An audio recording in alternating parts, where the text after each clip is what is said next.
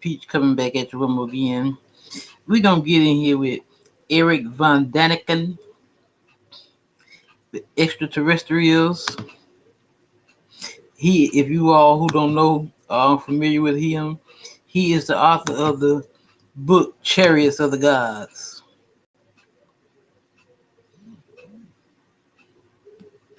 I was talking about Enoch 3 days ago. That was before the great flood. And the second one is this one, Elijah. The prophet Elijah was taken into the heaven with a flying chariot also. Of course, it's all mythology. It was not an angel, it was extraterrestrials. And these angels had great influence to mankind at that time. But what is very interesting for me all the time, it's not only in the Bible. You find the same. You see in the Bible, there were two persons which were taken into the heavens. The first one in the Old Testament was Enoch. I was talking about Enoch 3 days ago. That was before the great flood. And the second one is this one, Hold on, y'all.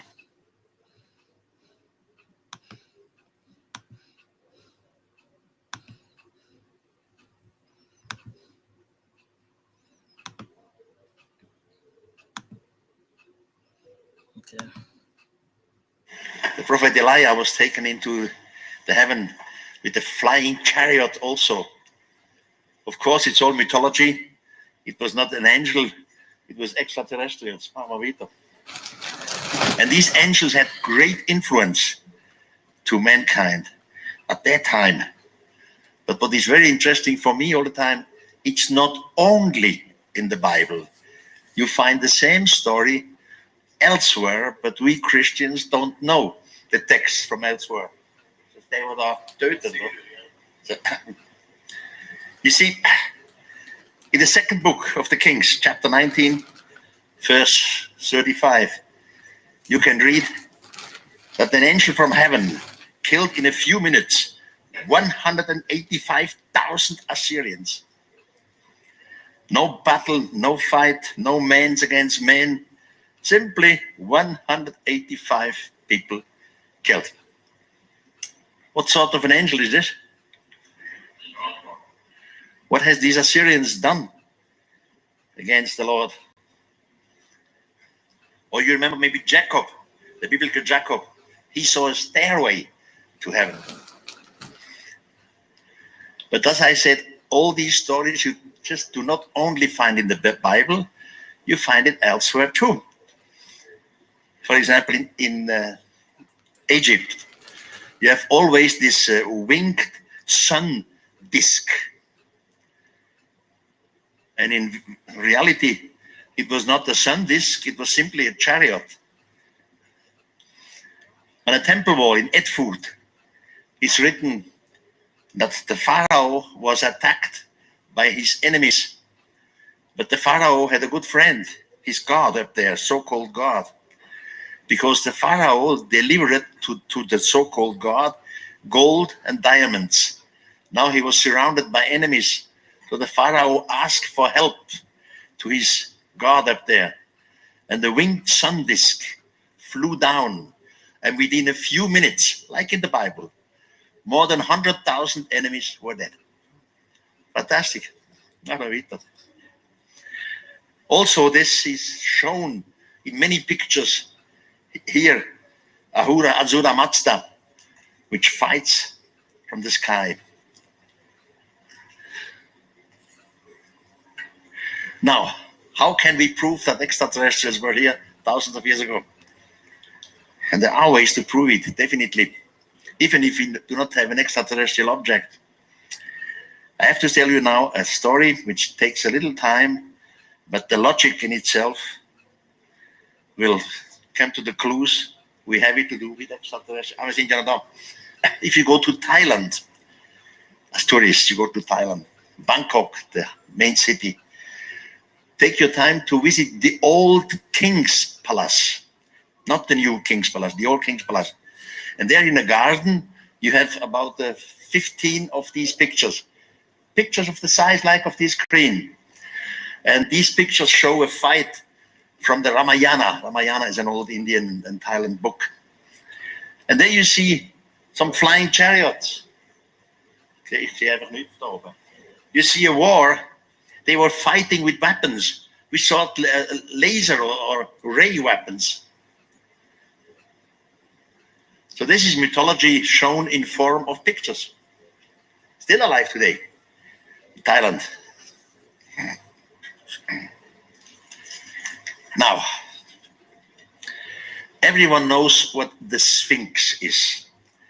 The Sphinx is a mixed creature, has the head of the pharaoh and the body of a lion. Now, we all know the Sphinx before the Great Pyramid in Egypt. That Sphinx was for some decades not to see. It was covered completely with sand. Even the Greek historian Herodotus, who was in Egypt 450 BC, he was standing before the Great Pyramid, but he did not see the Sphinx. The Sphinx was not there in his time. It was covered.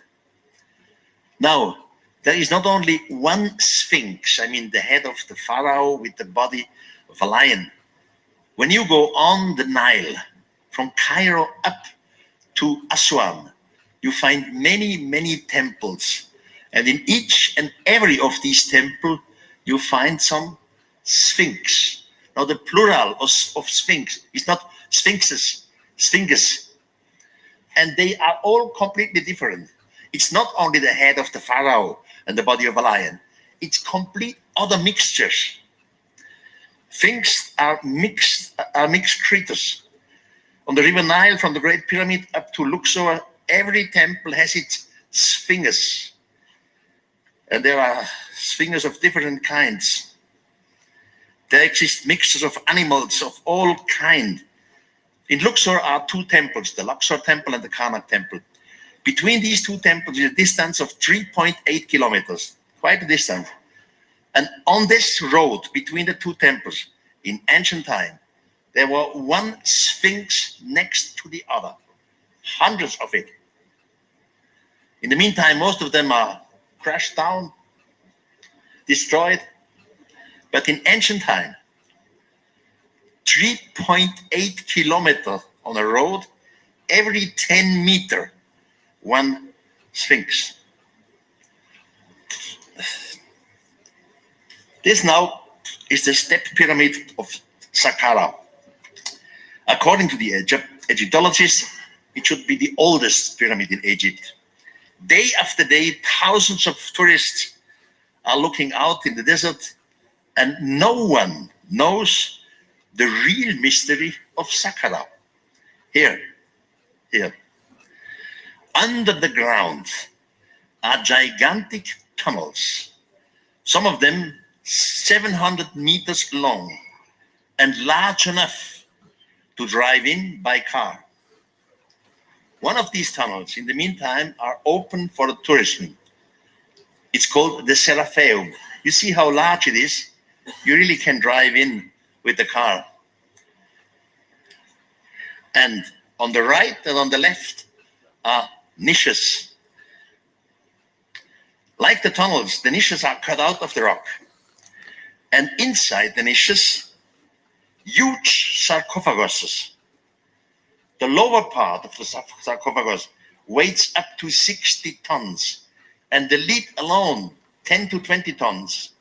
The material of these sarcophaguses consists of Aswan granite. Aswan granite is the hardest granite in Egypt. And Aswan is about 1,000 kilometers away from here. So you have to imagine, oh, that's good. In the past, some group of workers took out granite out of the rock. Hard to do. They transported it 1,000 kilometers down the Nile. 1,000 kilometers. In ancient times, there were three cataracts. Today, was sind nein, Schleusen. Wissen wir. George, bist du auch da? Hä? No. George, bist du da? Ja. Was heißt der Schleuse? Dams? Okay, muss man nicht wissen. Was ist das? Hij is langer, is good. So. Now to come to the story. Around 150 years ago, the French archaeologist Auguste Mariette was here in Saqqara. Not in the underground tunnels, but above on the desert sand. Later on, he wrote, he was in the bad mood, was a little bit hungry, and stumbled over a stone. As he pulled himself up to his feet, he saw a word engraved on the stone. The word said, Apis. Auguste Mariette, the Frenchman, was electrified because Apis was the sacred bull in ancient Egypt. Mariette knew that this Apis bull once existed, but archaeologists had never found a mummy of it. There were all sorts of bulls in ancient Egypt, ordinary bulls, but the Apis bull was completely different. He was not natural born, he was created directly by the gods. There was no sexual relationship between two Apis.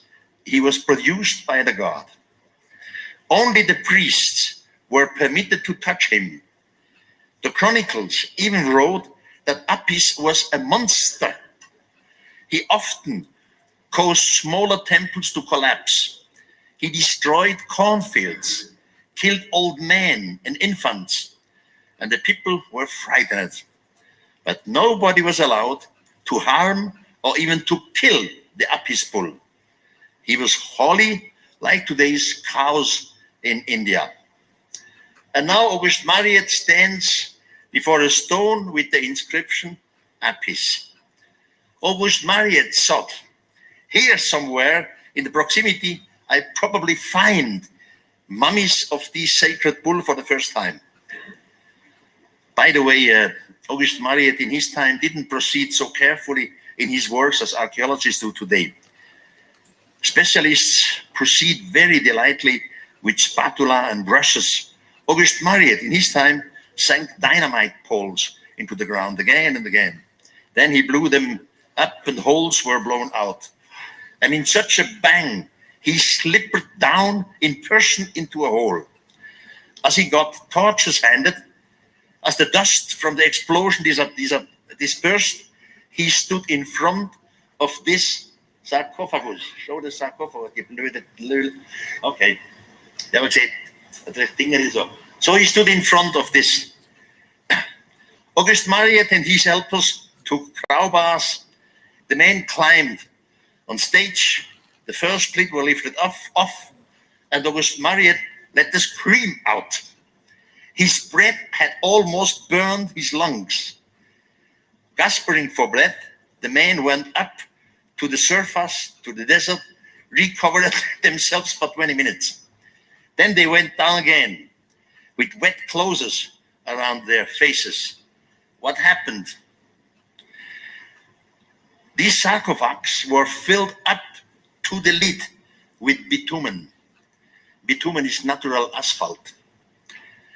And it was the smell of the bitumen which almost burned the lung of Auguste Mariette. 3 days later, he went down again. The workers took out the stinky mass of bitumen and brought it up to the desert.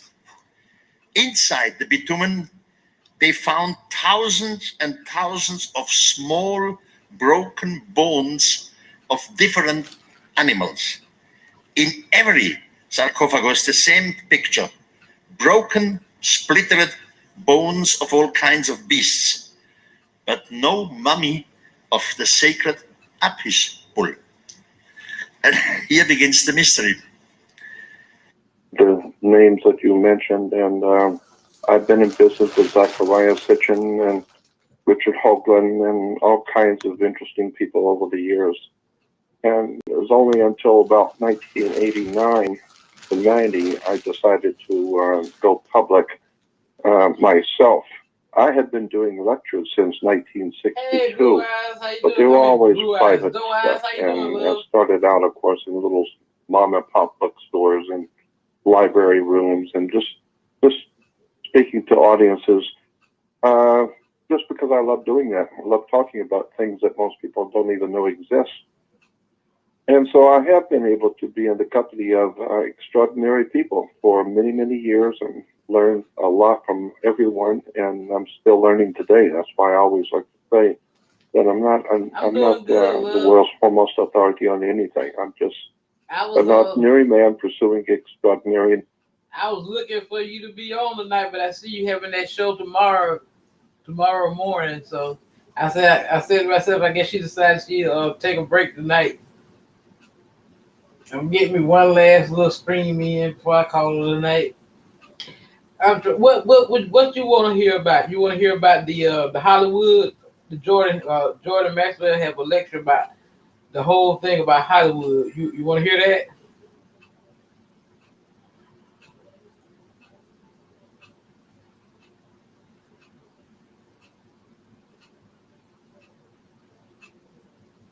Okay, I'm trying to find that lecture here.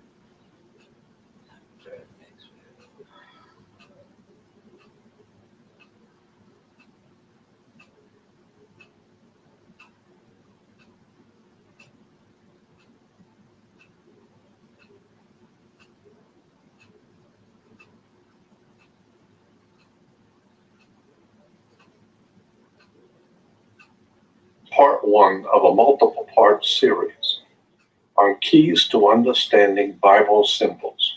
This the Bible If you wish to understand any subject, you first need to know what the word understand implies. It means to stand under the surface of the subject.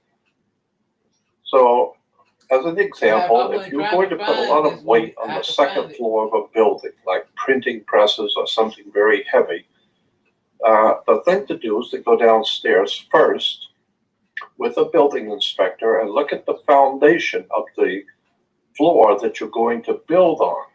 So what you're doing is you're standing under the foundation to get understanding.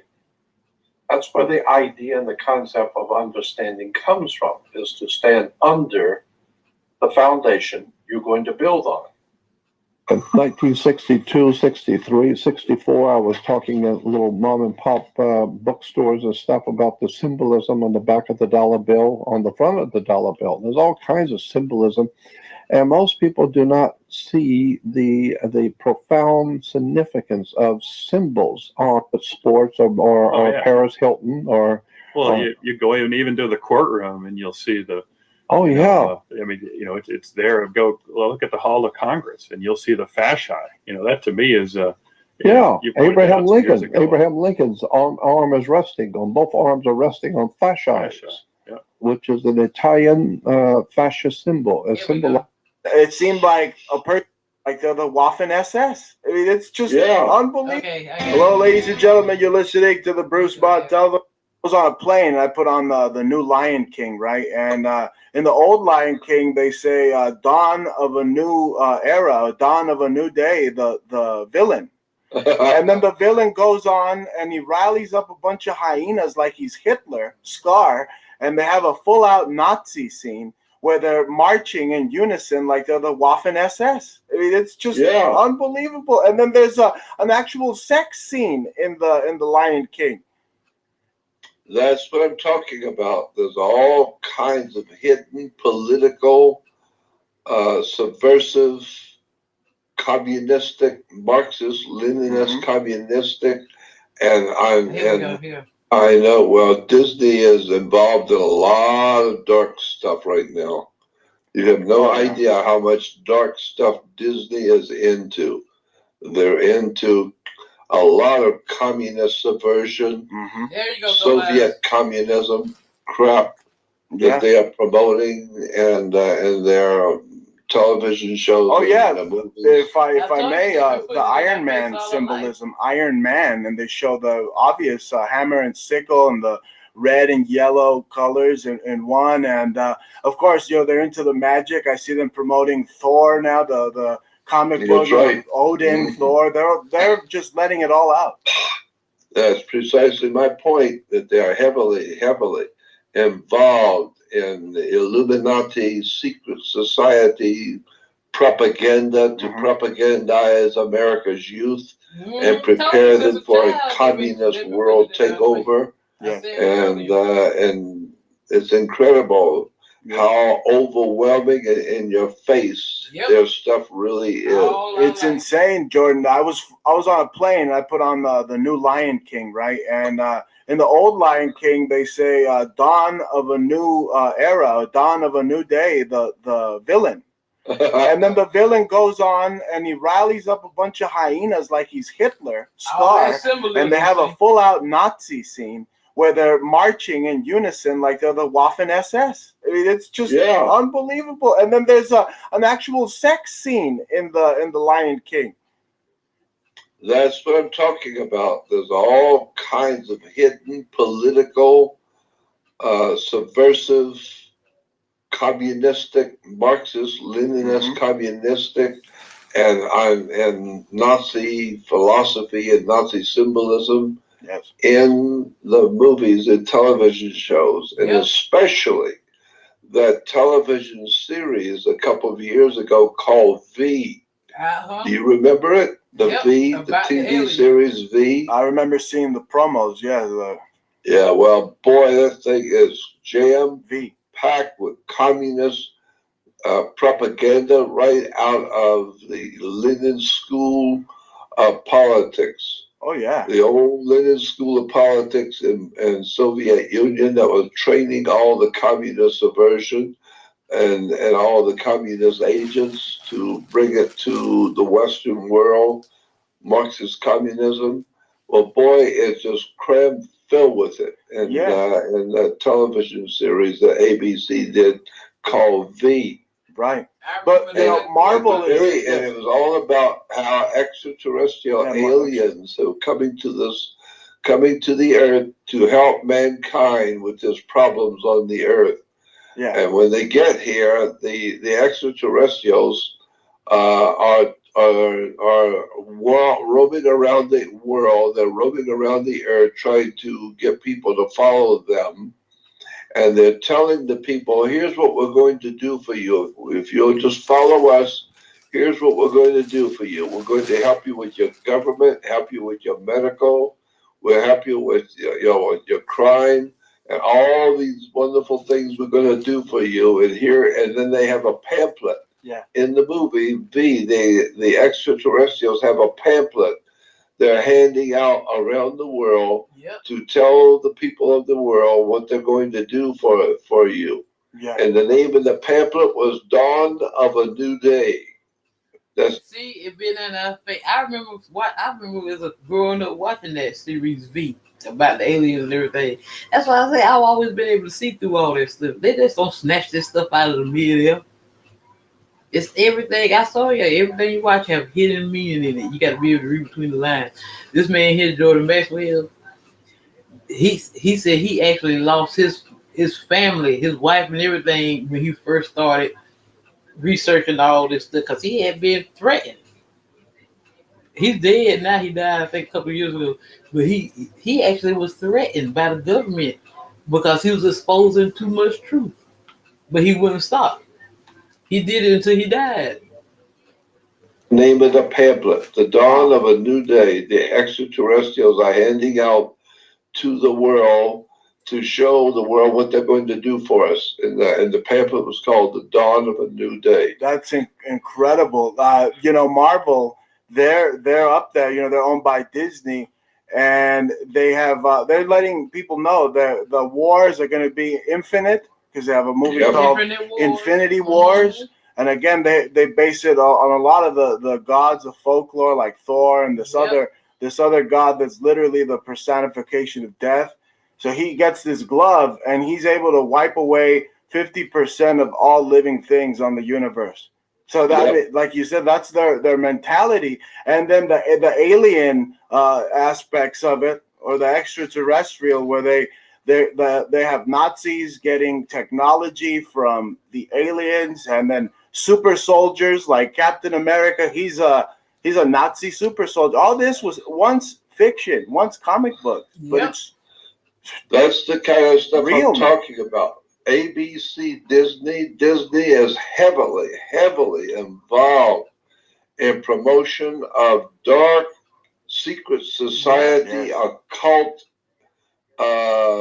symbolism for the Communist Party, for Marxist-Leninism, for the not only the Communist Party but for the Nazi Party. And it's just overwhelming in your face when they're making movies like The Lion King. Yes. Lion King is an astronomical story based on what Adolf Hitler was trying to accomplish. Hitler was talking about the coming of the new age, of the sun rising on the dawn of a new world order, and that's what the movie was all about. Yeah. Was the sun in the age of Leo the lion, the Lion King, and it has to do with astrology. It's just an incredible story about where Disney and ABC that bought Disney, or Disney bought ABC. But what Disney is really all about today is just extraordinary stuff. They're right in your face, telling you what they're doing. They're promoting their Marxist communism. That Aesop's fables. Aesop's fables are Little Red Riding Hood and all that right there. All those Little Red Riding Hood was about a girl losing her virginity. That's really what the story is about. But it's a cloak. The symbolism is cloak. But it's about a girl losing her virginity. That's Little Red Riding Hood. Little Red Riding Hood, red. When you lose your virginity, what you do? When you gonna bleed. You gonna bleed, right? Okay. Nazism, the World Revolutionary Movement, all kinds of dark stuff that's in your face. I mean, there's no way to get around it. Oh no! When I was a kid, the Rafiki, from Lion King, there was this monkey. He's doing voodoo and summoning the dead. He's allowing the lion's son, the prince, to speak to the old king lion that was killed by his brother. It's based off of also the Lion King. I think it's based off of Set and the Osiris and all the whole how Set turns on Osiris and he kills his brother. I mean, it's just, like you said, it's just in your face. Yep. It is. It's just amazing. Yes. What they're involving themselves in. And I mean, I had a job I was offered to be in a movie at Disney. They wanted me to be a part of a motion picture in a movie they were making. And as because it was the kind of subject I deal with, and so they wanted me in the movie. And I went out there, and what I discovered was the guards, even the guards there, are absolutely out of control. Everything is total Nazism. It's all a very, very dark fascist operation Disney is. Their guards are scary. I mean, I was just amazed at the kind of mentality the guards at the Disney studio displayed. It was really kind of very scary to me. Yeah, then they got that Club 33. Club 33 down at Disney, and like I said, it's just Disney Studios has been taken over by a highly, highly subversive organization. Disney knew about them, and Disney knew what was going on, and he realized what they wanted to do was take over his studio, because his studio was so popular with young people around the world. Everyone loved Disney Studios, Walt Disney. And so Disney realized that the power-hungry, Marxist power-hungry, secret societies wanted to own Disney. They wanted to own it so that they could put their propaganda into Disney films for children and for young people, and put it in there for movies and television shows. And Disney knew that. He fought them all the way, but they finally won. They finally broke him and caused him to go broke, and then bought him out, bought Disneyland out, and now, now the Subversive owned Disney Studios. Oh, yeah, I read, Jordan, that the FBI, he was collaborating with the FBI at one point. You remember Senator McCarthy yelled about the communists of Hollywood, and everybody said he was crazy. But, you know, the more the years go by, I think that senator was totally smeared, and I think he was right, because it was a total communist takeover. Correct. As you say. Yeah, and when George Lucas, which I had lunch with George Lucas out at Disneyland. Oh, wow. But when George Lucas sold Disney the Star Wars operation, the whole Star Wars project, George Lucas sold that whole project of Star Wars to Disney. Mm-hmm. And did you see what George Lucas said publicly about that deal? About when Disney bought his Star Wars project for a lot of money? I just heard that he says he's not involved really in the new movies. It's just his studios, but he's got nothing to do with the new movies. But yeah, what did he say? He said something to the effect that I have sold my children to the slave owners. I've sold my children to the slave owners. And he was very, very unhappy with that deal, selling his Star Wars stories to Disney. He said, I sold my children to the slave owners. He sold his soul to the devil. That was pretty heavy-duty comment for George Lucas to make it public about the deal with Disney. Yeah, no, I've seen a lot of anger even in the Fox world, because they got taken over. You know, Fox was taken over by Disney recently, and they had a cartoon of the Simpsons, and Bart Simpson, Disney forced him to put on the Mickey ears, and he's like, I won't put on the nose. And then his dad Homer's like, boy, they're paying us a lot of money, you better put on that nose. Yeah, I already knew about Star Wars. Yeah, Star Wars is wow, I didn't know about that. And then he puts on the nose, but then he turns around and drops his pants and shows Disney his butt. Incredible. It seems like Disney's just like everything that we watch have hidden meaning in it. Everything. Check this out.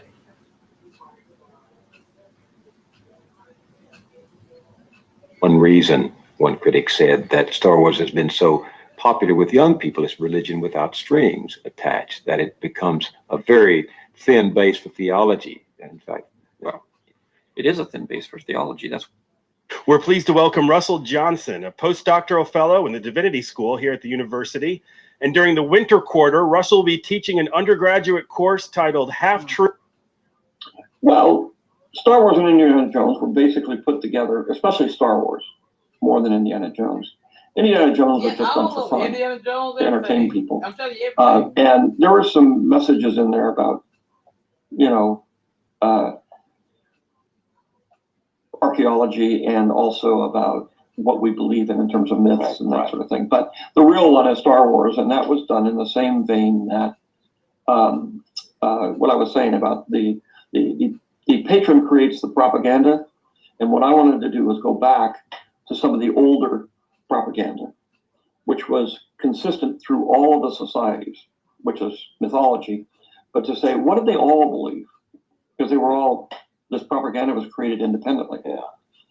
And what are the things that they all actually believe? We're talking relationships with your father, relationships with your society, your history, relationships with the gods. All of this stuff it's old, but they're psychological motifs that were created through storytelling, primarily oral storytelling, that explained what they believed in and who they believed in. So what I want to do is go back and find the psychological motifs that underlie that, because those grow out of popularism, and to say that Star Wars 9, end of an era, which I guess it seems like many are pretty happy that it's over. Rotten Tomatoes, 52%. Oof. Despite that the new films lack a cohesive plot bridging them all together, Star Wars since the very beginning has been steeped in spiritual symbolism, such as, for example, the name Jedi seemingly linked to the Egyptian fictional magician named the Jedi, and the concept of the Force itself based on Taoism. That's I mean, right. I'm not the only one who reads the Tao Te Ching and just imagines Lao Tzu as like a little hairy green man, right? So, Rise of Skywalker, let's break it down. Oh, BT dubs, spoiler warning, but you knew that already, didn't you? The movie begins with Rey meditating and gently levitating. She's asking, "Be with me, be with me, be with me," calling out presumably to Luke or the other Jedi to support her. But very soon she falls out and says, "You're not with me," with reluctance, and returns with disappointment to the ground. The lesson here is mystic surrender. Despite her connection to the Force, she is unable to truly surrender to the wisdom of the Jedi that she's trying to connect with. She is so filled with expectations and desires that she misses the real opportunity to connect on a deeper level. This is the exact same as Korra in Avatar, The Legend of Korra, who cannot airbend due to her lack of ability to truly surrender. That's right. Avatar has a bunch of hidden meanings. Avatar, this deception. I mean, deception. Well, everybody know the Matrix. Doctor Strange, all Superman, all of it got hidden symbols. All of it got hidden symbols. Transformers. When I talk about energy. If you go back, I love Transformers. Go back to Transformers when if you remember, I think Transformers was the first one. Out of second, it might have been the second Transformers, where they tried to kill Optimus Prime because the only way that the Decepticons that come back and take over is because the Prime had to be dead because only the Prime could kill him. Okay, they had him chained up. Remember, he was talking about energy. He said energy never dies; it only transforms. Same thing. It's all hidden symbolism because we are energy. We don't die. We transform. We transcend. We transform. That's what we do. It's all in everything you watch. Go back to what was it? Enemy of the State. Before everybody knew about all them satellites and everything, they can watch it. They was telling you They was telling you what was going on in that before it became public.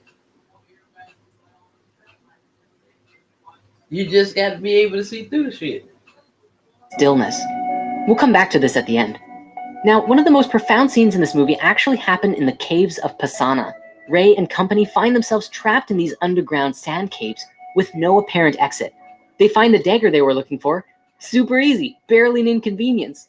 And then they encounter the Vexus snake, this big, angry serpent, who most certainly looks like it's going to kill them all.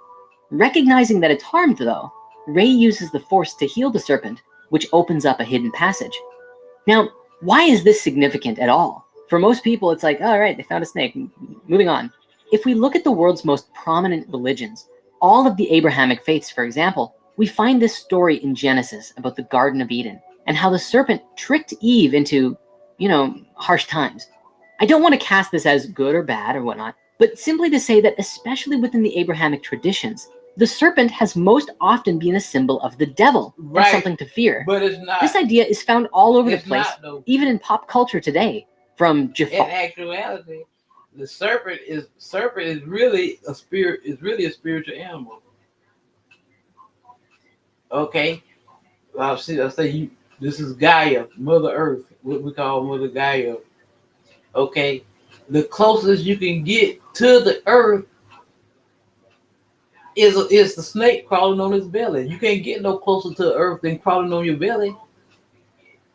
But see, if you just look at everything, they flipped everything around. Just look at it like this. Everything that they say bad is actually good. Okay? The snake represents the spinal cord. This is the Kundalini rising. That's what the snake is. Okay? Do you see the two snakes wrapped around the staff that symbolize medicine? If it was so evil, then why are you using two snakes wrapped around the staff to symbolize medicine?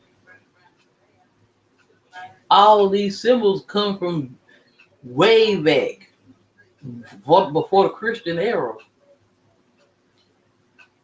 the symbol of the fish. Okay, that's why the fish represents Christianity, because it was the age of Pisces. Everything is based on astrological events. When Moses came down from the mountain and they had a golden calf, that was the age of Taurus. Okay, when Abraham was told to sacrifice his only son Isaac, but then he found the ram caught in the bush. That was the age of Aries. Now we in the age of Aquarius.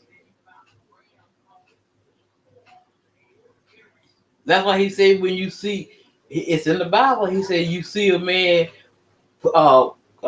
bearing a water pitcher, you follow him into that house. Into the house. You have houses in astrology. You have your birth chart, which is the natal wheel. You have all your placements because you have your sun sign. You have your moon. So you have to do. This thing is so deep. You have to see. I know my birth chart. I see. I'm a Capricorn Sun. I'm a Taurus Moon. I'm a Leo rising in Saturn. I'm a Gemini Mars. I'm a Libra Pluto. I'm a Scorpio North Node in Uranus. Your North Node is your life purpose in this. Is your purpose in this lifetime. You move from the South Node. I'm a Taurus South Node too. I'm a Taurus Moon and South Node. South Node is your past life. You move. That's what comes naturally to you. But you're supposed to move out of the South Node toward your North Node, which is what you're supposed to be here to do, your purpose. See, that's what you have to walk in your purpose. That's your life path, what you're here to do. If you don't learn these lessons, you're going to come right back. That's where the reincarnation comes in, because you have karmic lessons you have to learn. That's where the tarot fit into it, see? Because the tarot is the journey of the soul. That's what that is. It's called the Fool's Journey, but it's really the journey of the soul.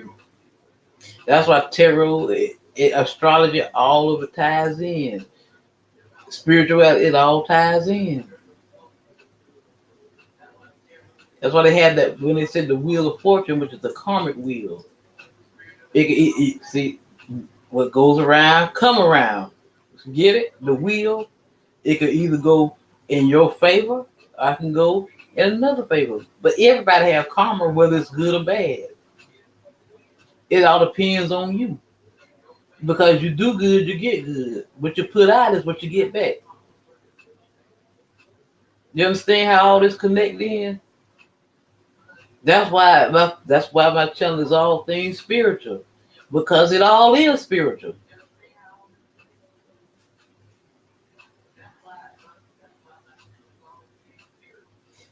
I can go real deep with this. Hold on a second here.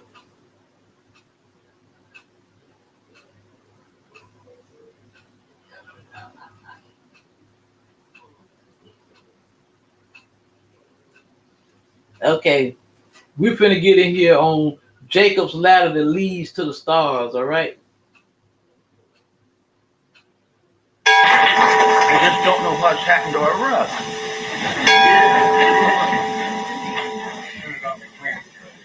It's possible we had to sell it to buy a new roof.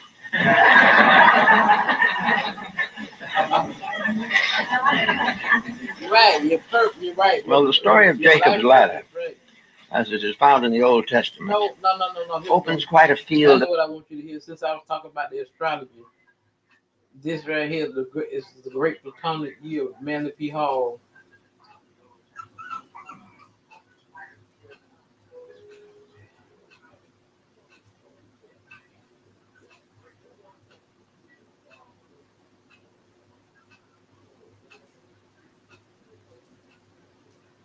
Come on.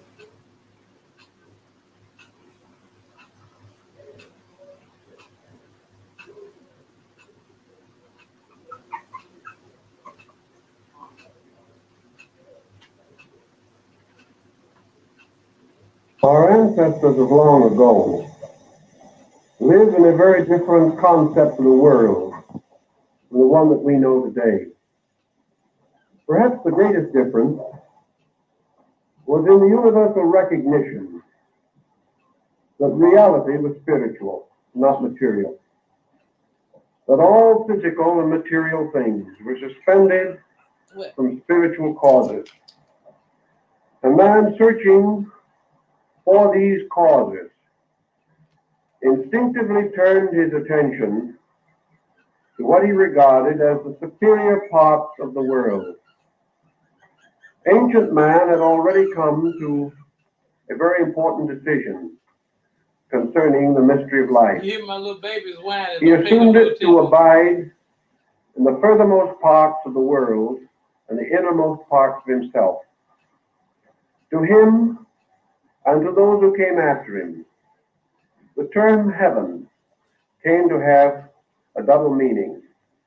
It was not only the spiritual abode of the blessed dead, the home of the gods, and the dwelling place of beings that never became visible to our perception. Heaven was also the great diffusion of space, this tremendous vaulted mystery that seemed to enclose the world as man knew it. Therefore, when he referred to terms such as heaven and earth, he could have more than one meaning.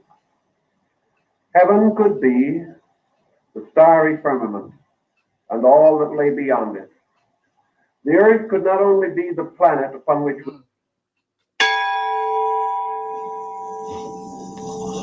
For some of you, the discussion we are going to carry along in this series may be a little new on level, but many are already aware of the existence of at least the symbolic factors with which we are to be concerned.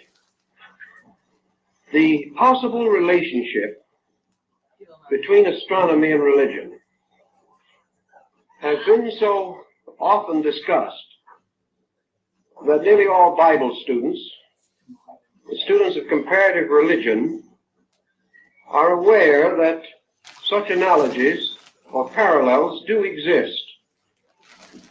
We are interested, therefore, in determining, if possible, their validity and what they have contributed to our general knowledge of man's beliefs. Perhaps astrotheology would be a useful instrument as a common denominator of religions, for elements of it and traces of it are to be found throughout the world. In some way, for some reason, and the origins are obscure, these concepts unfolded together with man's religious and philosophical ideas and became almost universal. Now, how does this happen? The most obvious answer lies in the original unity of arts and sciences in the religious life of people. The first stargazers on their tall towers or ziggurats in the land of Babylon, these stargazers were astronomer priests. There was no differentiation between science and religion. We may say that almost certainly sciences were originally cultivated because of their religious content, or for the reason that they helped to support the religious convictions of the people. I told you. We know that the temples were the first colleges, and the ancient towers. The more science try to disprove God or religion, the more they really prove it, because science and religion go hand in hand. Palaces of the gods were the first astronomical observatories. There is a legend, which some of you may have run across, to the effect that the constellations were named by shepherds who, watching their flocks at night and with very little else to do, allowed their imaginations to trace the imageries by connecting stars into patterns in which some likenesses or appearances to various creatures could be traced. I think these shepherds were the shepherd priests or the shepherd kings of old times, the keepers of the sheepfold, which was the ancient name for the temple. In any event, many words that we use, many terms that we commonly find in our language arise from the religious, astronomical reflections and contemplations of our ancestors. Actually, as one of the ancients observed, astronomy is the science of the anatomy of the universe. And to a measure, these same ancients believed that the universe was the body of a blessed God. Therefore, astronomy might be termed the anatomy and even the physiology of the body of the deity. This deity being represented as this God who is extended and distributed throughout the infinite diversity of his own parts and members. In any event, at a very remote time, men learned considerable about astronomy. It is quite likely that there have been cycles of remembrance and forgetfulness in this subject. A. Wallace Budge, keeper of the Egyptian and Assyrian antiquities of the British Museum, declared that the Chaldean astronomers watched and measured and charted the motions of the heavens for more than 25,000 years.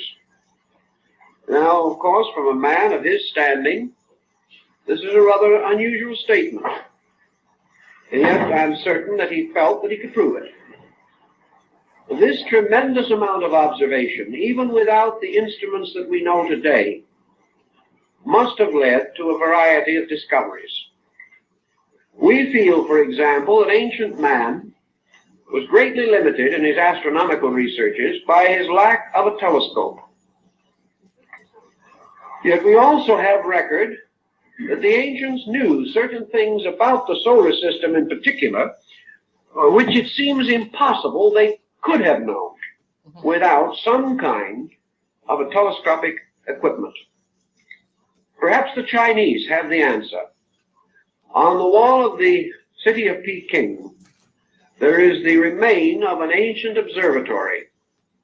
It was partly reconstructed by the early Jesuits, but the instruments are essentially Chinese, and they have a complete observatory without a telescope. Now, what they did to meet this peculiar need was a masterpiece in optics. They discovered that by using a long hollow tube without a lens, they could restrict the light of the sky and concentrate the energy going into their own eyes. And by means of these tubes without lenses, they were able to make a number of observations which would not normally be possible to the individual. They were able to give us a very clear understanding of many peculiar details.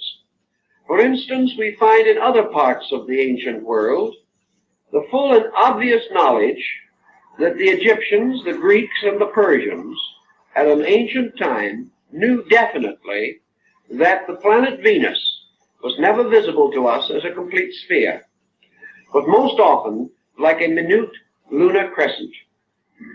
They also discovered in the field of Babylon the rings on Saturn, and the ancient deity of the Babylonians corresponding to the deity Saturn is always shown standing in the midst of rings which circle his body. These things are not just accidents. That's right. They tell us that at a long ago time, men made comparatively accurate observations of the world in which they lived. Pythagoras, writing or teaching about 600 years before the beginning of the Christian era, was one of the first to note that the planets in their chariots, the chariots of the gods, That's right. circled around the blazing altar of the sun. He is accredited generally with the first statement of the heliocentric system of astronomy as we know it today. How then have we forgotten all these things? The only answer is that in the waste of time, in the destruction of learned institutions, in the gradual decadence of the great temple mysteries, conquest, pillage, war, and destruction, many choice and valuable records were hopelessly destroyed, as in the case of the destruction of the great Serapean and Brocchian collections in Alexandria. Thus we dropped a dark curtain across history, having obliterated most of the early relics and records of man's intellectual life. We have every knowledge, then, that in the general and broad need of the world, ancient man was reasonably well equipped. He knew the earth was round. He was aware of the Western Hemisphere long before the beginning of the Christian era. And according to Plutarch, the historian, the Gulf of St. Lawrence and the Great Lakes area of the United States was explored by Grecian navigators at least 15 to 1800 years before its rediscovery at the time of Columbus. And of course, Columbus really was searching for a passage to Asia. He did not realize in the beginning that he had discovered a new continent. These ancient records and many legends and myths and fables all point out things that we should know, but which we have gently ignored. It is almost certain the Chinese navigated the coast of California 2,500 years ago. And during the period of Genghis Khan, 12th, 13th century in Mongolia, the Chinese and Tatars were well aware of the Western Hemisphere. We have forgotten a great deal. And we have forgotten a great deal of the source of what we call existing knowledge and the reason for it. And many things which we consider to be superstitions and legends really developed from a very astute observation of natural phenomena. One thing that ancient man had that we do not have is leisure. Now, the common man of his day, whether he was a builder of pyramids or an agriculturist, probably did not have much leisure. But there was a very broad, deep, scholarly class, particularly the priesthood, then the custodians of all knowledge, who not only had leisure, but an infinite kind of patience, which also runs short with us. This is the kind of patience which will permit a problem to be passed down through 20 generations without impatience. Observations and reflections were not carried on by small groups in a period of months, weeks, or even years, but became the projects of empires and of dynasties and of descents of families, so that one problem may have been labored over for 1,000 years, each generation, each century, bestowing its own fragment of further insight. Thus, by observation with great patience, man accomplished much. Another factor which had something to do with all this was man's dependency upon himself. Today we are no longer dependent upon the faculties and powers with which we were originally endowed. We have supplemented these powers and faculties by innumerable devices, depending more and more upon mechanistic substitution. We no longer need or call upon the resources of our own observational powers. Some years ago, an experiment was carried on one of the American Indian reservations, where it was demonstrated that a certain Indian of reasonable attainments, not a cultured man as we would term one, just a man who lived with his flock, watched them at night like the shepherds of old, and lived as our primordial ancestors lived. This man could distinctly hear a watch ticking in a man's pocket 65 feet away. We have no such power of hearing as this. It's gone, because we have no need for it. The present moment, we pick up the phone and get the correct time. Our entire way of life, when someone wants us to get out of the way on the road, they give us a blast we can hear a mile away. the individual no longer needs these faculties. He does not need them for his survival. He does not have to scent game. He does not have to scent danger. And with the way his smog is now, his senses wouldn't last long anyway. But in any case, he certainly, in those days, had the clearest and most complete possession of his faculties. He lived simply. He ate simply. His foods were not denatured. His life was not filled with unnecessary artificial tensions that close in on modern man. He could contemplate. His mind was not disturbed by the confusions that we know. And while he had his problems and his troubles, most certainly, he lived a simpler way of life. And with this simpler way, he was close to nature. And his intuitions, his inspirations, and his revelations had an authenticity which we cannot deny. For we know that all forms of knowledge that we boast today originated in times when the powers and faculties of man must have supplied him with the total instrument with which he worked. He had to be able to produce these things out of himself. And because of that, we marvel at algebra, we marvel at geometry, and all of these forms of learning, but they came from the past, from long ago. Man has improved upon it. But in the dawn of time stand the shadowy figures of the originators. And these figures, some way, stand head and shoulders above those who have made new and useful applications of these first great dynamic thoughts. And in this group of dynamics belongs our problem of astronomy. Now, in astronomy in those days, we involved another term, which perhaps has fallen likewise into evil times, and that is the term astrology. It is unlikely that, with the exception of navigation and the calendar, that ancient man studied astronomy from any great, profound interest merely in the heavens and their motions. His interest was in meaning, not in motion. He was searching the heavens for truths, not facts. He was looking for dynamics, and always his problem was to apply his knowledge to the immediate problem of his own existence. And out of these long observations, which perhaps gradually evolved his concept of the seasons, came the calendar, a method of determining the periodic return of seasons, the eccentricities of the calendar, and many interesting details. The Egyptians, for example, had a calendar which corresponded with a circle. 360 days in the year, 360 degrees in the circle. But they gradually came to discover that this was not quite right. They found their year getting badly out of order. So they created 5 intercalendary days.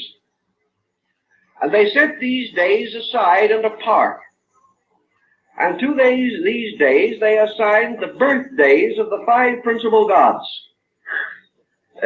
Interesting also to bear in mind that the Chinese and the old Egyptians and the very early Greeks did not have a septenary system of planets as later came into existence, but as the Chinese call them, the 5 emperors, the 5 great sidereal emperors.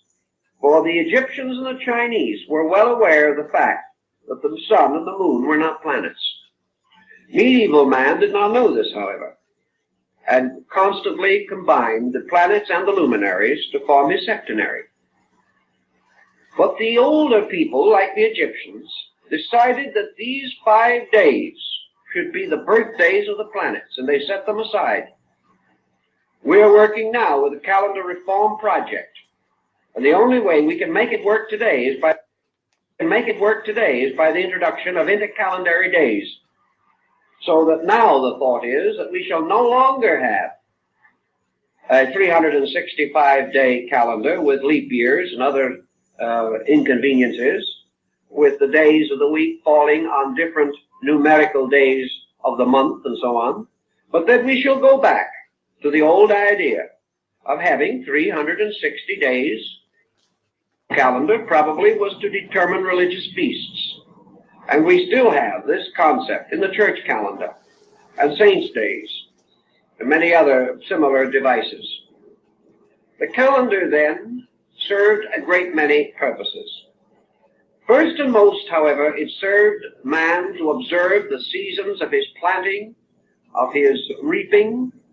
It told him when to watch in Egypt for the inundation of the Nile upon which his life depended. It taught him to prepare for the rigors of winter in other climes. It gave him an accurate way of measuring the annual climate of his world. It also told him that each of the changes of the seasons brought new forces into play in his environment and the conditions under which he existed. Each of these changes had its good side and its bad side. Each brought something if he could know how to use it. Each took something away. Therefore, he must provide at certain times. Tithing came from putting away the seed, 10% of the seed for the next harvest. That's what the church And gradually our agrarian ancestor found that the heavens in their motions regulated his crops, which the farmer of our own generation also has learned to know. Experimentation on farms in Arizona under the Department of Agriculture has shown definitely that there is a relationship between the growth of plants and the various phases of the moon and things of that nature. So in his practical observation, our ancient priest ancestor prophet made use of these forms of knowledge. He did not gain them immediately, but he should have been able to observe, if he kept the records, the seasonal motions over these thousands of years and observe the results in his own life. Way back in this time, a discovery was made. We do not know who made it, when it was made, but it certainly was long before the beginning of the Christian era. And it was probably made in that great philosophical complex of peoples that flourished in the Near East in the valley of the Euphrates from 3,000 to 4,000 years before the beginning of the Christian era. It may have been simultaneously discovered in India and China, for the records are to be found everywhere. And that was that there was another and larger motion that had a very important bearing upon life. And this motion was the precession of the equinoxes. This term, precession of the equinoxes, to one completely unfamiliar with the subject, is just a little difficult to explain briefly. But it means that there is a slow but constant westward motion of the equinoctial points. This motion is exhilarated by a combination of solar-lunar activity and slightly retarded by a reverse planetary activity. As a result of these forces pulling in contrary or inconsistent manners, this precessional motion now means, and has meant as long as man can remember or learn, that each year the sun reaches the equinox slightly sooner than the year before. That actually the coming of the sun is a little over 1 minute earlier each year, making an astronomical degree in about 72 years. Thus, every 72 years, the sun seems to drop back at the equinox 1 degree. If it so does, it drops back approximately 30 degrees every 2,160 years. And it drops back around the entire circle to any hypothetical point in one longer cycle of 25,920 years. In this period of time, the sun seems, only by appearance, seems to drop back around the entire circle of the zodiac, falling backward or failing backward at the degree at the rate of 1 degree every 72 years. This has been a very important time pattern, and the complete precession of the equinoxes, requiring 25,920 years, is referred to as the Great Platonic Year. Plato was aware of it 300 years or more before the beginning of the Christian era. We know it today. No one has ever been able to shake the phenomenon. We have found new explanations for what caused it, but the fact that it happens is still beyond controversy. And this peculiar heavenly motion has significance in a very wonderful way, and is perhaps the most important link that we have between astronomy and religion in ancient times. The precession of the equinox, therefore, means that every 2160 years, the sun reaches the equinoctial point in a different sign of the zodiac, each sign constituting 30 degrees. If this occurs, then, we see the appearance of the precession, in which the sun appears to enter each sign in its last degree, and by precession moves backward through it to its first degree, and then pass into the next sign, entering that at its last degree and moving back to the first.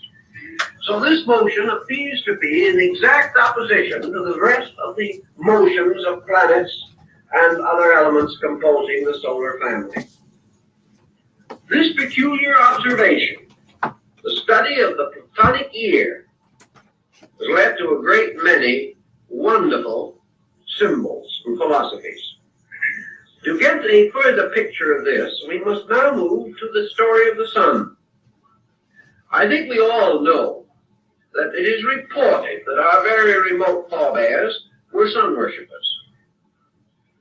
We know that the Pythagoreans rose at dawn each day to meet with hymn and song the rising of the splendor of the day.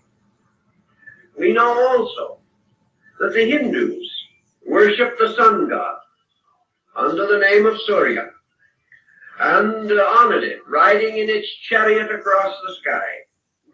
We know that the sun in China was the symbol of imperial heaven, and always the sun as the great symbol of light was held with extraordinary veneration. We also know that this experience of the sun was closely related to the agrarian cult, or the belief that religion was an experience of growth in nature. The farmer recognized his indebtedness to the sun. By degrees, men came to realize that only by the sun's power would the grain grow. Only by the power of the sun would light be given so that man could go out and labor. That if he was too long separated from the sun, man himself lost much of his vitality and power. And by degrees, the sun became a god symbol. The all-seeing eye of the ancients, the eye of Horus in Egypt, is actually a symbol of the sun, as is the pupil of the human eye. The sun was regarded as the eye of God, and it is said in the Bible that God made his tabernacle in the sun. All this sun worship was not merely a physical acceptance of the sun as a god.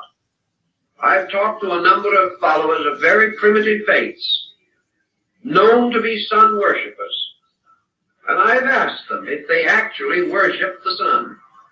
They said, no, we worship or accept the sun as a symbol of a principle in the universe. It is not the visible sun, but light, the sense of consciousness, that light makes all things clear and plain and open. And we remember the Pythagorean definition of God as a being whose body is composed of the substance of light and whose spirit is composed of the substance of truth. Thus the sun was the symbol of the light of the world, the light that lighteth every man that cometh into the world. The sun in its daily rising was the symbol of renewed hope. It was the promise of another day of opportunity, of labor, of fulfillment. Ancient man was terribly frightened by an eclipse of the sun because he thought an evil spirit was seeking to destroy the sun. And much of our doctrine of the dragon that ate the sun and other stories and fairy tales come from eclipse phenomena. Also, eclipse phenomena seems to have sustained the belief that there was an adversary or an evil power that wanted to destroy the sun. Man did not fully understand the meaning of the solar power, but he made representations of it in gold. And these were worn by the priests as the symbols of the fact that they served the sun. Most decorations, military or civil, such as the Croix de Guerre or the Légion d'honneur, were originally taken from sun medallions. We reward or honor the individual by bestowing a sun symbol or a rosette upon him. The halos around the heads and bodies of sanctified persons have gradually taken on sun symbolism attributes. These persons were radiant with spiritual powers or with great light within themselves. For the royalty, for the emperor, the king, or the great person, was reserved also the solar coronet. A crown is nothing but a sun, surrounded by a burst of rays. And as time went on, apparently these rays got to be a little inconvenient, sticking out in all directions, so they were turned in to the top, forming the ducal coronet and the crowns of the kings of Europe as we know them today, like the great English crown of St. George. Then among Christian peoples, an olive and a cross were placed upon the top of the crown to symbolize the power of Christendom. And the crown became a radiant throne for the symbol of the Christian mystery itself. The sun, then, has always played this vital part. And we have had sun gods. Every religion has had them. They have always been wonderful, radiant beings. And nearly always they were the direct offspring of deity. They were the highest of the gods. And the tragedies that came to the sun gods were the tragedies that most affected mortals. When Balder the Beautiful, the sun god of the Nordic peoples, was slain with a mistletoe arrow, all the world wept, and darkness descended, and the joy of the gods was destroyed. Apollo was the sun god of the ancient Greco-Latin, Helios, and he is the one who drove his shafts or rays into the body of Python, and caused the great serpent to be killed and thrown into a great ravine in the earth. And later upon the site of this ravine, and over the corrupting body of Python, was raised the shrine of Delphi. The sun god was always the slayer of evil because he was the overcomer of darkness. He was always the thing that saved men from night. And later, in the place of the sun god itself, came the sun or light symbol, the candle, the torch, the fire. These also dispelled darkness. They were protectors. And the little candle shining in darkness became the symbol of man's hope and of his faith. And later, in great diffusion, is preserved to us in the illuminations on the Christmas tree. The world tree with its lights is the symbol of all the candles lit from the great power of the sun.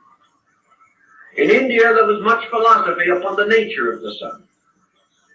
And we could go into a great deal of abstract thinking relating to their knowledge of astronomy, which was profound, and upon which much of their theology is likewise based. But in round terms, because time is short, and as Hippocrates said, arc is long, we can only make a summary of this situation. But let us accept what is generally demonstrable, namely that upon research, we find that ancient man venerated the sun as the visible symbol of an invisible power in space, as the light bearing witness to the light, that there was a light behind the light. Now remember, in the Greek, Helios, later the Latin Apollo, was not regarded as the source of the solar light. He carried on his arm a great shield, and in the center of this shield was a boss or knob. And our modern astronomical symbol for the sun, a dot in a circle, is the shield of Helios, the god. And it was upon the surface of his shield that the sun god reflected the light of space. The ancients did not assume the sun to be the complete source of its own light. They assumed it to be a great focal point in space, which collected the great energies from the field of space and reflected them downward into another condition of space, which we call matter. Therefore, the sun was suspended twixt space and matter, causing the energy of space to permeate all material things. It's an interesting and dramatic concept. And in their ancient arrangement of planets, the sun was placed in the middle orbit, with 3 planets below and 3 above, or rather 2 and the luminary below. Thus the sun was placed in the midst of things. It became an indicating symbol of spirit, of self, later of soul. It was that which represented finally also man, suspended between heaven and earth. It had numerous philosophical meanings, but wherever it appeared, it became an emblem of life and salvation, of redemption. The wonderful Egyptian pharaoh Akhenaton created the sect or cult of Aponism, which was the worship of the solar globe, the rays ending in human hands, to raise up or to lift all things, because he had already discovered from the wisdom of his people the drawing power of the sun, that the sun raised water and took it into the sky to form clouds. Ancient man watched these things, and with his own quiet wisdom he knew them well. The Chinese philosopher Lao Tzu tells us in absolutely perfect modern terms the entire phenomena of clouds, rainfall, and so on. These things were known, although we have forgotten that our ancestors were so wise. Now the sun deity, having to a great measure become the symbol of life, passed through 3 paralleling cycles of apparently similar activities. These cycles similar in their structure but different in their time equation. By the great precessional motion, the sun seemed to retire around the zodiac in 25,920 years. By another motion, the sun seemed to progress through the signs of the zodiac, making the complete circle every 12 months, causing what we know as the year.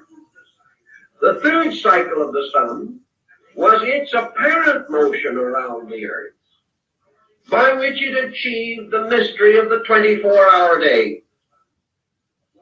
These were the 3 cycles of the sun, the 3 complete circles which it made of varying magnitude.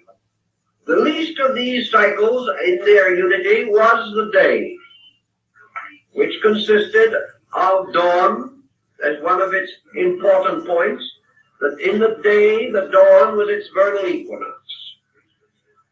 Noon was its summer solstice. Sunset was its autumnal equinox. Midnight was its winter solstice. Thus the sun, according to the Egyptians, rose every morning from the underworld, traveled across the sky, and at night descended into the land of Amentet, where it shone for all through the night for the souls of the dead in the underworld. Now, some of the old documents give us a peculiar little hint about this. They tell us, for example, one of the old manuscripts, that the people in the underworld lived upside down, walking around on their heads. Is it possible that the Egyptians had already discovered that the so-called underworld was the other side of the earth? We do not know with certainty, but we do know that they had navigated as far as the Western Hemisphere. So that it's quite possible that the people walking around upside down were not creatures of mythology, belonging in some fantastic ghost realm, but simply the recognition of something that is factually true as far as we are concerned. In any event, the sun shone in the daytime upon the world of the living and gleamed at night in the abode of the dead. The sun also had this secondary motion in which it went its great circle of the year. It was born on the 25th of December at the winter solstice. It won its great battle. Its resurrection over winter was achieved at the vernal equinox. It was enthroned at the summer solstice, which occurred at that time in the sign of the lion, rather than in the sign of Cancer, where we have it now, and was therefore enthroned as the Lion of the tribe of Judah, and also was seated upon the throne of lions, as told by the legends of King Solomon. And we know that Solomon is composed of 3 words, Sol, On, the name of the sun in 3 languages. All of these different symbols. And then finally at the autumnal equinox, the sun goes forth to meet the mystery of winter, where it is to finally meet its death. So the life of the sun, the annular life of the sun, from its birth to its death, became by degrees of the greatest significance to ancient man. And out of this sun going through the 12 signs of the zodiac each year came the story of the 12 labors of Hercules. For Hercules is a solar deity, as his name implies, and also the wonderful labors of Samson, for the word Samson in Hebrew means the sun man. That we can't escape these implications. There's nothing we can do about it. We know that at the summer solstice he carries away the gates of Gaza. We know also that when he slays the Nubian lion, he enters the sign of Leo. And that when he is taken into the house of Delilah and his hair is cut short, he is entering into the sign of Virgo the Virgin, which is the beginning of his decline towards winter, at which time, of course, his rays or his hair, these are cut off and he loses his strength. But at the winter solstice, he pulls down the double columns of the house of the Philistines, and the old sun dies, making way for the new sun, which is to be born in the mystery of the winter solstice. And as the old king dies and the new king is born, we remember the words that were spoken at the court of France. The king is dead. Long live the king. In that moment, the sun is born, a new sun. We represent it today when the season is right. When we think of the year as an infant being led in by Father Time, the old year. So old Father Time goes his way and the new year is born. These symbols have come down to us from remote antiquity. And always the old and the new labor together. The forever ancient Cronus is combing out the golden hair of the solar maiden. It is a very interesting, profound symbolism. And upon it, a great deal of religious material has been built. Now, in this development of the religion of the solar deity or the solar being, we know that it goes through the signs that this again becomes Sindad, the sailor, whose adventures are nothing more or less than the 12 labors of Hercules, very thinly veiled. They are also the labors of all the heroes, from the heroes of fairy tale to the great epic heroes. We know that always Siegfried is the sun lad, or the sun hero, who slays the dragon with the enchanted sword Noton. We know also that Siegfried, like all the solar heroes, finally dies. And in the great immolation scene of the Götterdämmerung, he is burned upon the funeral pyre. But out of the rising of the great waters of night, the Rhine or the ocean, there comes a new heaven and a new earth. And the gods go away, and the new gods and the new world come into being. Thus always this symbolism lives, making for us a wonderful drama, a drama we find in it here in the story of Rama. The manner also in China is the Yellow Emperor. Japan is the only country in the world of importance that made the sun god a goddess. It is the one ancient people that made the solar deity feminine and the lunar deity masculine. Just why and how, again, is one of the great questions, but in any event, Amaterasu or Mikami, the goddess of the sun, is represented in Japanese philosophy by the metal mirror, the perfectly plain mirror that is hung over the gates of the Shinto temple. It is the symbol, again, of the reflector of light, and it relates to an incident long ago, as told in the Nihonji and the Kojiki, the great classic epics which describe how the sun goddess was brought out of the cave of darkness by seeing her own reflection in a mirror. It was all very wonderful and gives us another phase of the same great story. Everywhere, then, these things play into religion. And with this basic thought, we now come to the larger year.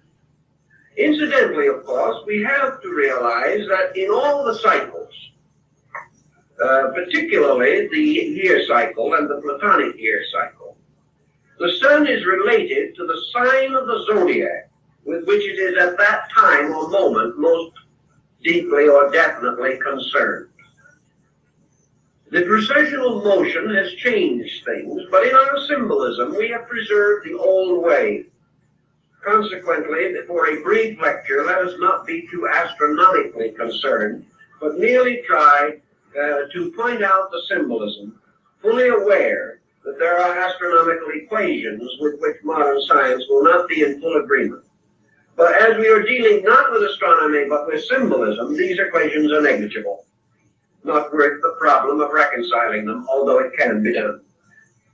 This point, then, we have to bear in mind that we conceive today the vernal equinox taking place in the sign of Aries, the sign of the ram. We assume that the summer solstice takes place in Cancer, the sign of the crab, that the autumnal equinox takes place in Libra, the sign of the balance, and that the winter solstice takes place in the sign of Capricorn, the sea goat. And the sea goat, it's part of its body a goat and part a fish, relates to the two ancient Babylonian cities of Babylon and Nineveh, one of which was built upon a mountain and the other by the shore of the sea. And the combining of the glyphs for the two cities gave us the present form of Capricornus, or the sea goat. Now, as the equinox takes place, these become associated with the seasons. And we recognize that the ancients, knowing the ways of the world and the ways of life, had certain emblems or representations by means of which they identified certain procedures in nature. Now, the summer solstice, which was the sign and symbol of the greatest fertility, was associated with Cancer, the crab. This Cancer is also the Scarabasaka of Egypt, the scarab beetle, the symbol of life and immortality. The winter solstice, or the symbol of death, was Capricorn. And Capricorn was always the sign of the aged, the rocky or the bony, having to do with the strange contour of the country where the sign is said to have developed. So that all things in a long, broad, general term are said to be born in Cancer and to die in Capricorn. That one represents the entrance into life. Cancer is therefore the womb, Capricorn the tomb. Capricorn was symbolized finally by Father Time, carrying the hourglass and the reaping scythe. And Cancer was symbolized by the great mother, Diana, goddess of the Ephesians, the wonderful nourisher of all things. Cancer was under the rulership of the moon, the lady of generation, and Capricorn of Saturn, the ancient master of regeneration. The ancients had already recognized that all birth was a dying, and that all dying was a being born again. Therefore, in ancient times, they buried their dead in the neat chest posture or the embryo position, indicating that to all things, the tomb is a womb of another life. These thoughts, undoubtedly, in their philosophy, were mellowed by the ancient astronomical symbolism. The annual birth of the sun god was a tremendously important thing because it contributed very largely to man's concept of immortality. The sun was not dead, it only slept. It appeared to die, the earth seemed to die, for the people who devised these concepts were obviously living in the northern hemisphere. The trees seemed to die, snow came, the processes of living were desperate and desolate and cold. But out of it all came also the symbol of the sprig of acacia, the evergreen, the little pine tree, which later became the Christmas tree, because it was associated with the green tree that remained green through the winter, and therefore was the symbol of an immortality which was not shared by other trees, as far as men could see. In the cultus arborum, which was the worship of trees, man discovered that the tree did not die, though it seemed to be dead. And out of all this seeming of dying, but this fact of living, came some of the deepest and noblest philosophies that revealed themselves to our primitive ancestors. Now, having established this little concept of the clock of the year, we now progress with it further to the great clock. And we come to the Platonic year. Now the sign of the zodiac, for instance, Aries, the ram, which in our annular zodiac is a month, the sun remaining in this sign approximately 30 days. Now this sign becomes a great cycle of years. 2160 years the sun is born in the sign of the ram. After that, it passes out of the ram. And for 2160 years, it is born in the sign of the fishes. Then it passes from that, and for 2160 years, it is born in the sign of the water bearer, or Aquarius. And thus until it has gone completely by the precessional motion around the great Platonic cycle. Now, men took this measurement, and they gave to the length of time which the sun is born annually in one sign, they gave to this the term an age. Now we think of an age now as almost any length of time over 20 years, but the ancient was more particular about it. He referred to these cycles therefore as ages, the age of the fishes, the age of the ram, or the Aryan age, the age of the water bearer, or the Aquarian age.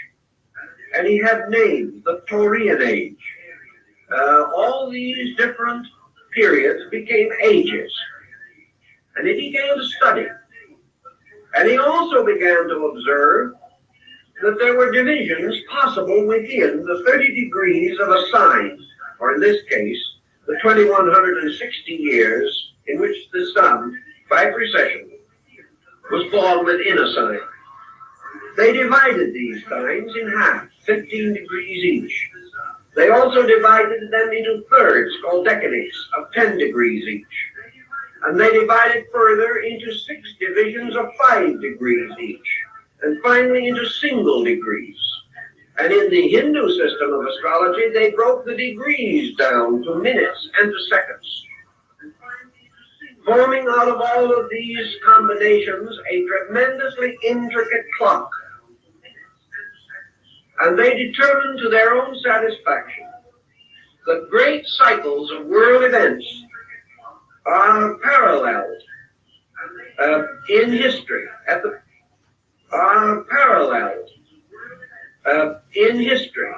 time when the sun by precession goes through certain divisions of a sign, ruled by a certain sign itself, a degree within the larger pattern of degrees. Out of the general concept of these things,